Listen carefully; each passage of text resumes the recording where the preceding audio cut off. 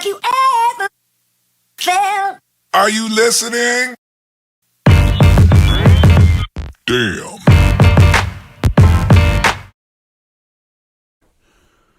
Okay, we got a carp fly. This is one of my favorite carp flies. It's really simple to tie, and it kind of came about because I was going on a trip the next day and I wanted a whole bunch of flies to take with me. I didn't want to spend all night at the vise. So anyway, we'll just get started.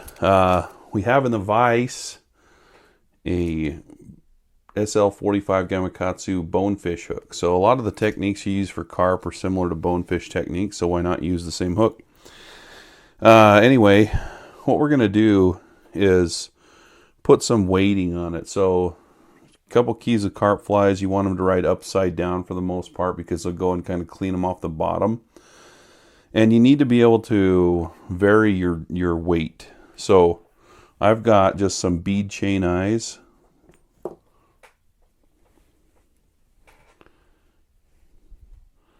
So these bead chain eyes are size large. So you just kind of vary how deep you're fishing for carp. This fly I'm fishing anywhere from 2 to 4 feet, so I don't need it to sink extra fast. Anyway, I've got just shell pink UTC 140.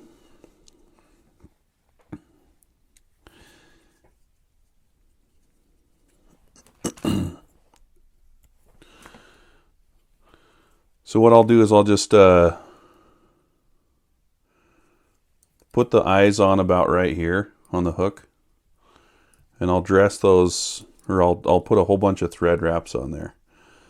Now, one key when you're dealing with carp flies is, and I'll introduce this term. You let me know if it sticks, but you want to reduce your scent footprint. So whatever you can do to make this fly not smell like chemicals or anything, the better off you are. So I'm not going to put super glue on these eyes. I'm just going to put some Loon water-based cement on them. So I'll just take some of that and squirt it and let it soak down in. And that should prevent those eyes from spinning a little bit at least.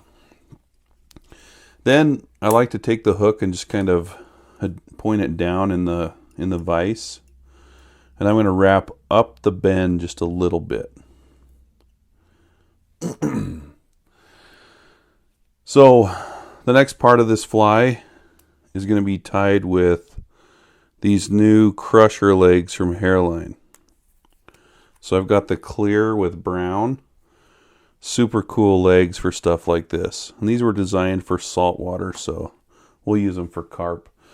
Anyway, I've got 3 of the legs, and I'm just going to kind of lay them on so that, if you tie them in correctly, you should be able to get one on one side, one on the other, and one right in the middle. So once I have those tied in, I'll cinch them down.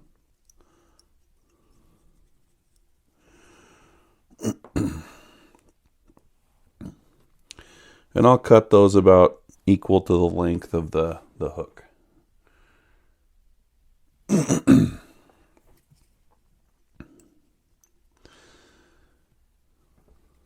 The next step is super easy. We're just going to build a body of squirrel dubbing.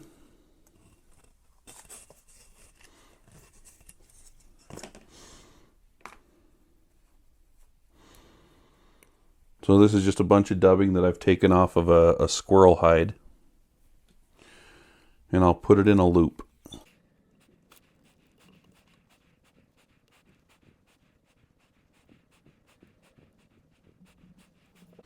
So once I have a pretty hefty loop, and this is probably 5 inches long, I'm just going to twist it up.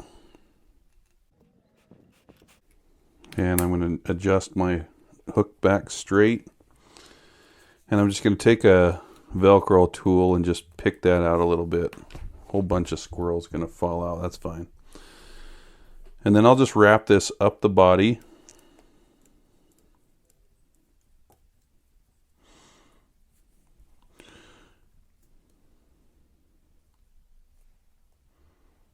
And then I'm going to tie this off right here. And then I'll let the rest of that dubbing loop kind of hang in the material clip.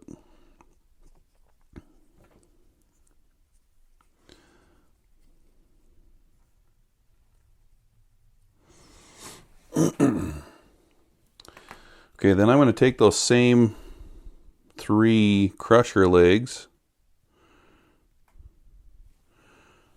and I'm going to tie those in right here under the eye of the hook. Same technique.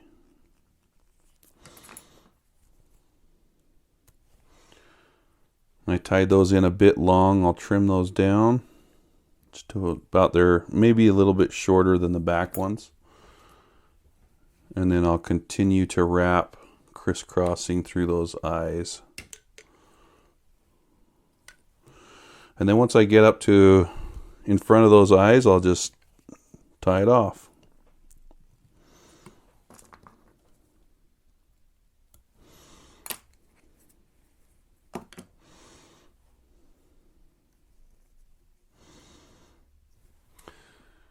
So I've got it turned upside down, and I'll just, this step's kind of not super necessary, but I'm just going to build up a little bit of a thread hot spot right there.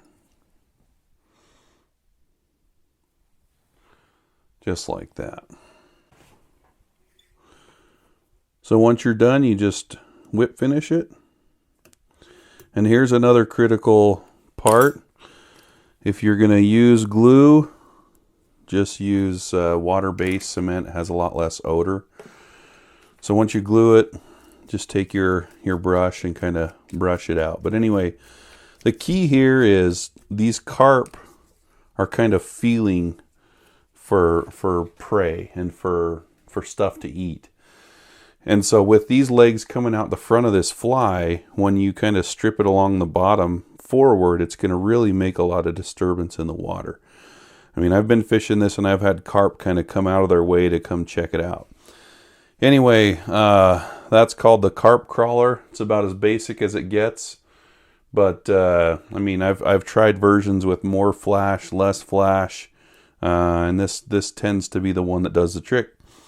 Anyway, as the weather gets a little warmer this year, we're still in spring. This should start to put a few bugles in the net. Anyway, all this stuff can be found on store.flyfishfood.com.